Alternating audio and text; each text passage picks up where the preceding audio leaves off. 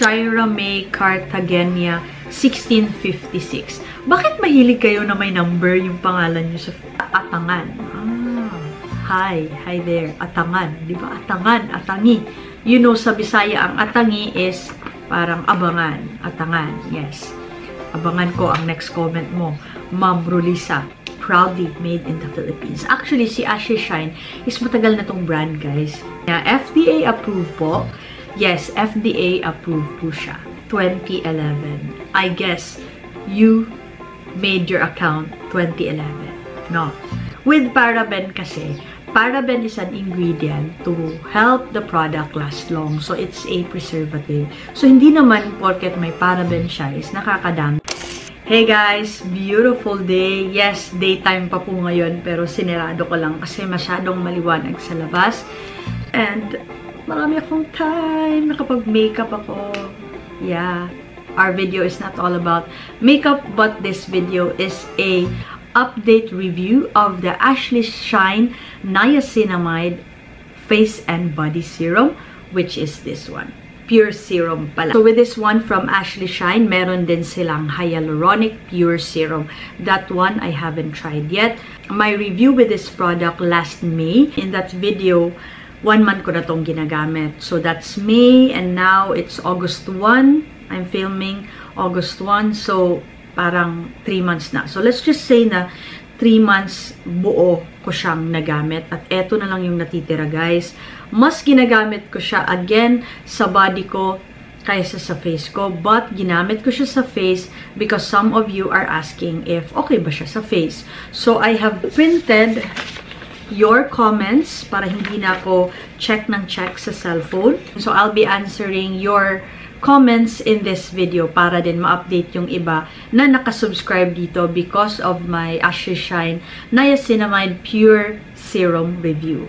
So, first question is, aanlawan pa ba yan? So, aanlawan. So, medyo napaisip ako, yung aanlawan. Yun pala, babanlawan pa ba yan? Sabi ni @Joel Lise 1778. Okay. Ma'am, sir, hindi na po ito babanlawan kasi serum po ito. So, leave-on product po ito. So, after maligo or maghilamos, pat dry, then apply this one. So, kung sa face naman, cleanse first, then pat dry, toner, then this one as your moisturizing serum or brightening because niacinamide is a brightening ingredient. Next is, mabango po ba? Actually, guys, amoy ako ng amoy with this one. At hindi ko masabing mabango, hindi ko rin masabing mabaho. I can say na wala siyang amoy. Wala talaga. Ingredients, meron siyang perfume, which is fragrance. So, this is not fragrance-free. Pero hindi siya ganun ka-strong, yung scent. Parang wala lang compared to my other skincare products. That question pala is from Atma Janet Akustamasangkay 29. So, shout out. So, shout out video na rin pala to. So, another question is from @Shira May Cartagena 1656. Bakit mahilig kayo na may number yung pangalan nyo sa YouTube, guys? Bakit? Mahilig kayo sa number. Okay. Ma'am, okay lang po ba ito sa breast mom or breastfeeding mom or lactating mothers? Sorry to say, mga fellow moms, especially those lactating women out there or pregnant women, I do not suggest na gumamit kayo ng mga products such as this one, lalo na kapag hindi nakalagay sa site nila or sa official flagship stores nila na it's safe for breastfeeding women or pregnant mothers. Kadalasan kasi pagbuntis tayo at nagpapasuso tayo, medyo sensitive din ang skin natin. And not only that, pwedeng ma-pass on natin sa anak ang mga chemicals with this product. So, to be safe, wag lang muna po, mommy. I can recommend products from Hello Glow because they have a safe for lactating women na skincare set, which is the all-natural skincare set. Yon safe for pregnant and lactating women. With other products, meron naman, pero hindi ko kasi sila na-try ng matagal, kaya hindi ko sila nire-recommend sa inyo. With Hello Glow kasi, paulit-ulit ko na silang ginagamit. Kaya, mas na i-recommend ko sila sa inyo. At Benaven 1786. O, di ba mahilig talaga kayo sa numbers, guys? Okay, sabi niya, planning to get one, any update for face application? Okay, so I'll just answer the first question. Any update for face application? Hindi ko siya nagamit sa face ng matagal, but pinakamahaba ko siyang nagamit sa face ko, mga 4 days, and okay naman, guys. Moisturize yung skin ko. No instant brightening effect, but I can see that it does fade some spots in my face. Kasi every now and then, nawawala yung ibang spots ko, tapos meron naman akong bagong pimples. So, pag gumaling niya yung pimples ko, merong dark marks talaga na naiiwan. Masyado ba akong maliwanag, guys? Wait. Ayun, so, it's good for the face, I can say. Second question is, need ba rin ba maglagay ng moisturizer after the serum? Yes, pwede naman if you have moisturizing creams or if you're using this on daytime, your sunscreen is a good moisturizer after the niacinamide pure serum. Or pwede sunscreen after. Oh, yes. Yeah, pwede. After using the serum, sunscreen after. From at Sheila Soriao. Yeah. Eto, walang number, guys. Sabi niya, saan nyo po nabili? Okay. Nabili ko po siya sa Shopee and available din po siya sa TikTok Shop. But if you're watching this on my YouTube channel, I will link in the description box or ipipin ko siya sa comment section. So, if you go to the comment section, yung pinakaunang comment is yung Shopee link or Lazada link ng product. Next question is from Jonabel Page. Yes, sabi niya, magkano po ma'am? Ang ingay ng cellphone ko. Magkano po ma'am? It's 100 plus pesos. Depende kung nabili mo siya ng flash sale or sale. So, nasa 123 to 250 plus. Kasi sometimes, buy one, take one din siya with the hyaluronic pure serum. Ayan. So, check nyo na lang sa Ashley Shine official flagship store. Next question is from at Rolisa Atangan. Hi there. Atangan. Di ba? Atangan. Atangi. You know, sa Bisaya, ang atangi is parang abangan. Atangan. Yes. Abangan ko ang next comment mo. Ma'am Rolisa. Sabi niya, how much at saan po makakabili ng legit na niacinamide serum? Yes, again, sa official flagship store ng Ashley Shine sa Lazada at Shopee na ililink ko sa description box and sa comment section. Sabi ni at Mugi Mike 1424. Ayan na naman, may number na naman ang pangalan. Sabi niya magkano po ang price niya at saan made po. This is made, okay, this is made in the Philippines actually. Nawala ko yung box, but made in the Philippines. Proudly made in the Philippines. Actually, si Ashley Shine is matagal na tong brand, guys.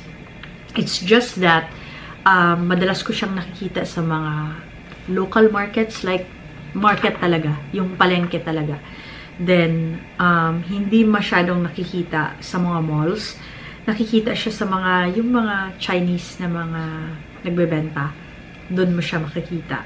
At malalaman mo pag legit siya kasi naka-wrap talaga to siya with a plastic, yung sealed, yung basta sealed plastic, tapos naka-box talaga siya. Tapos yung box meron ding seal. Hindi siya yung naka-open talaga. So beware of it. Kung hindi kayo sigurado, buy online sa Ashley flagship store. Again. There another question from at Prince.Graphics57. May number na naman. Okay, sabi niya, FDA approved po. Yes, FDA approved po siya. Another question from at Amirao. Sabi niya, ginamit ko din po yan sa face. Ang ganda. Hindi pala question. Review pala. Okay, thank you po for sharing your review about this product. Tinulungan niyo po akong mag-answer sa kanila. Another feedback pala to. At Dino Garbeda 3294. Ganda niyo po. Hindi nakakasawa kayo panoorin mga videos. Okay, thank you po. Thank you po. Ako po, nagsasawa na po ako sa face ko pag nagvi-video ako. Kasi hindi lang ako nagvi-video, ako pa rin po ang nag-i-edit ng mga videos ko. So, nakakasawa talaga. Nakikita ko yung mga imperfections ko at mga pagkakamali ko sa mga pinagsasabi ko dito. Yun. At Simply Angel _2011. I guess you made your account 2011. No. Sabi niya, nice. This is helpful. Just received mine today. Gotta test it out. Thanks for the video. Welcome po, sis. At Karen May Pelenio, 2113. Sabi niya, Ma'am, I saw the content of this product. Meron po paraben. Okay lang po ba yun? Hehehe. Yun. Okay. With paraben kasi, paraben is an ingredient to help the product last long. So, it's a preservative. So, hindi naman porket may paraben siya is nakakadamage siya ng skin. It's just that, kailangan lang siya ng product to make it last longer. Para, yun nga, preservative siya. But if you are sensitive skin at you may be sensitive to paraben. So, keep away from products that has paraben. Pero, walang based sa nalalaman ko, walang enough evidence that paraben can cause skin damage talaga sa skin. So, if for extra precaution lang naman, mag-patch test kayo before yung gamitin in your whole body or face. Patch test, pwedeng sa likod ng ears or pwedeng dito. So, pag nangate, after a few minutes or namula, allergy kayo sa product. Ganun lang yun, guys. Mask Deity 3440. Excuse me if I mispronounce your names, no? I'm not really good at pronouncing names. Sabi niya, okay po ba sa singit? Yes, okay po sa singit. As in, ina-apply ko siya sa singit also. Okay siya. At Maria King 287. Okay. I just started using the same product. Pero parang nakaka-small spots ako ng pimples sa forehead ko lately. Is this normal effect? Or baka di lang ako hiyang? Yes, it can be a normal effect kasi we react differently to different products and to different skincare ingredients because our skin type is different as well. So yes, madam, baka hindi nga po kayo naging hiyang. Kasi wala naman ako na-experience na ganon for the past 3 months of using this serum. Nagbabalat po ba, ma'am? Sabi ni Wilma Tabangin. Hindi po nagbabalat. Wala pong pamamalat na-experience ko with this serum. Angel Joshua Andio 9884. Another number. Yes, itayak nyo na sa loto, guys. Sabi dito, update po please. So now that I've test this product and use this product for the past 3 months, I can say that it has that brightening effect on the skin. Hindi instant but gradual through consistent use of the product. Kasi madalas, ang napansin ko, madalas ang paglabas ko these days and medyo may linya talaga ang aking arms. But with this one, mabilis na i-even out slowly yung aking skin, especially sa mga parts ng aking skin na expose. And also, lastly, good siya for face and body. Makakatipid ka dito kasi, yun nga, pwede siya for face and body. Soon, I will be trying out the hyaluronic acid for my body as well. But for now, I will stick with niacinamide kasi mas kailangan ko yung brightening effect niya sa aking skin. Kasi yun nga, guys, mapimple akong tao, acne prone ako. So, sometimes may pimple ako sa shoulder ko, sa back ko, sometimes sa gilid ko. Tapos, yung marks ko is red to black talaga. So, I need brightening ingredients on my skin. Basta, sunscreen in the morning if you're using this product. Tapos, huwag masyadong magpa-araw para hindi sayang yung brightening effect. Kasi with brightening ingredients, medyo nagiging sun-sensitive din tayo. Mabilis tayong umitim. But I'm not saying na mabilis kang umitim with this one. Just be cautious lang. Just wear protective layer on your skin when going outside, especially if it's too hot. ayun guys, I hope na matry nyo rin si Ashley Shine Niacinamide Pure Serum for face and body. Yes, okay siya guys. One of the products na review ko here on my YouTube channel and also in my TikTok na surprise ako kasi mura lang siya, made in the Philippines siya, and it works. Guys, if you haven't yet subscribed to my channel, ring that notification bell para ma-notify kayo sa susunod ko pang mga videos. Bye! ずっと自分のせいだと思う